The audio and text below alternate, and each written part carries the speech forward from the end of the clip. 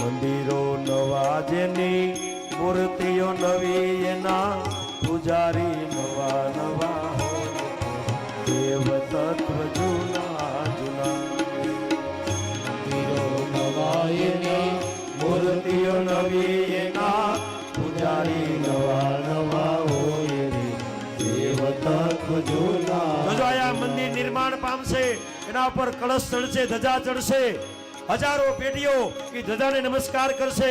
આયા શિવ મંદિર શિવાલય થયું મારી તમારી કઈક પેઢીઓ એ ધજાના દર્શન કરશે ને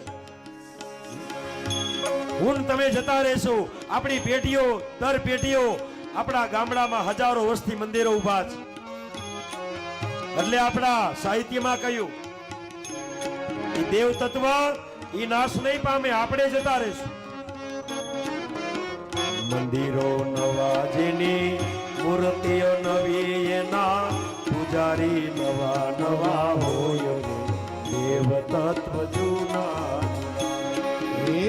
મંદિરો નવા એની મૂર્તિઓ નવી એના પૂજારી નવા નવા હોય રે દેવ તત્વ જૂના જૂના. હે ઝાડવા નવા એની ડાળીઓ નવી એના પાંદડા નવા નવા હોય બીજ તત્વ જૂના જૂના.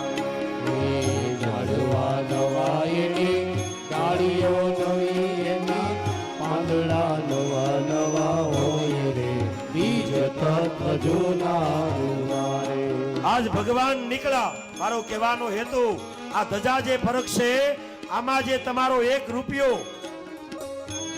જે તમને ઈશ્વર શક્તિ અપાવે મારો મહાદેવ તારેશ્વર દાદો જે અપાવે તે આમાં સહભાગી બનજો મારા બાપ કારણ કે આ ધજા ચડવાની છે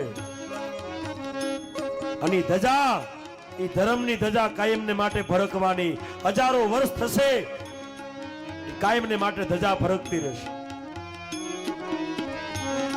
આજ ભગવાન જોજો દરજી પાસે આવ્યા દરજી ભગવાનનો ભગત હતો